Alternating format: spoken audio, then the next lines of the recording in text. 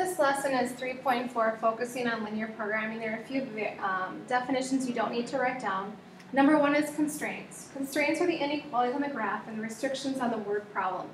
Feasible region is the area that is shaded in common with all of the constraints. And the objective function is what you take the order pairs and plug it into the equation to see if there's a maximum or minimum that you're looking for. This next slide, I would say you'd want to pause and write down the 7 steps.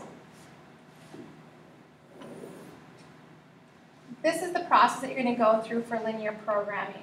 And you're looking mostly for a maximum profit or a minimum cost. So step 1 is to define the variables.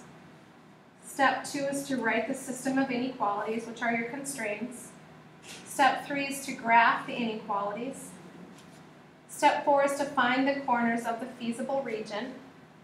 Step 5 is to write the objective function or the equation that you want to maximize or minimize.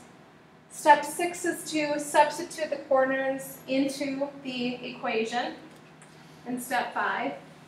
And then step 7 is to pick either the maximum or minimum.